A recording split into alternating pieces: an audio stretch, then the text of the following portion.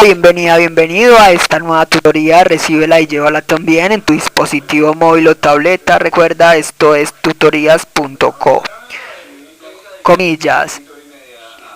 Los necios pierden el tiempo al preocuparse al ver cómo los estudiantes hacen más cosas con el mismo tiempo. Comillas. Como se observa en la figura, el ejercicio planteado consiste en crear un programa que permita determinar la distancia saltada sobre un trampolín enumerado.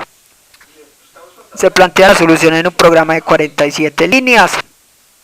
En la línea 5 y 6 se incluyen las librerías iOstrian y Conio.h. Estas librerías permiten efectuar operaciones de entrada y salida de datos. En la línea 8 usamos el espacio de trabajo estándar.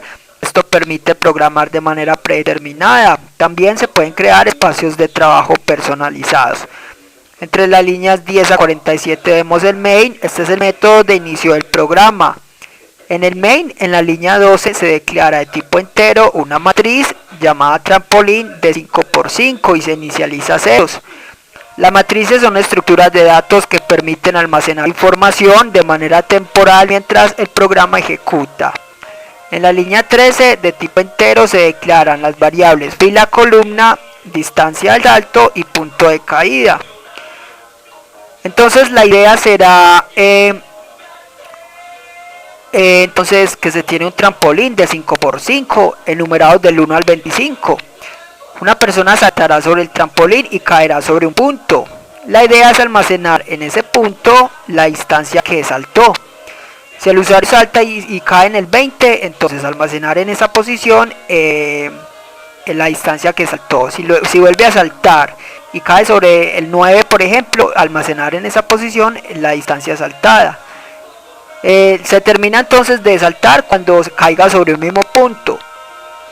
Aquí entonces el problema va a saber en qué posición de la matriz almacenar el salto hecho por la persona, ya que no tenemos un vector de 1 a 25 sino una matriz de 5×5. Entonces habrá que calcular en qué fila y qué columna almacenar la distancia saltada según el punto de caída. Entonces continuando con el programa, en la línea 13 ya vimos que se declaran estas variables que reciben datos. En la línea 14 una variable booleana llamada terminó que se inicializa en falso. Entonces vamos a usar un ciclo while entre las líneas 16 a 37. Los ciclos son estructuras repetitivas que permiten ejecutar un conjunto de instrucciones repetidamente, aprovechando así la velocidad de procesamiento de datos de un computador. Entonces, mientras terminó sea falso, ingresa este ciclo. En este ciclo vemos la instrucción code, línea 18. Esta instrucción permite mostrar información por pantalla.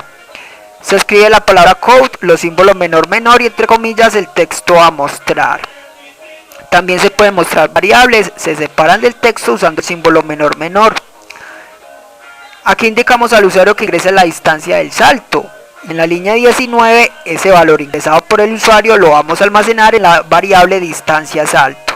Sin es una instrucción que permite almacenar información en variables. Entonces se escribe la palabra sin, los símbolos mayor y a continuación el nombre de la variable que recibirá la información, en este caso distancia salto.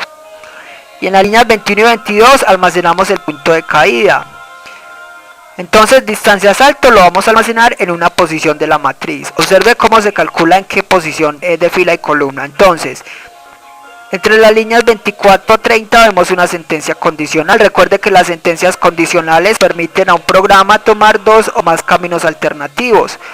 Línea 24, si el punto de caída es menor o igual que 5, entonces en caso de ser cierto, línea 25, en la fila será la 0, o sea la primera fila. Recuerde que los arrays comienzan en 0. ¿Y cuál será la columna? Línea 26, simplemente el punto de caída -1. O sea que si el usuario saltó y cayó sobre el 5, entonces en la fila 0, columna 4, almacenará esa distancia, que representará entonces el punto de caída 5 en la matriz.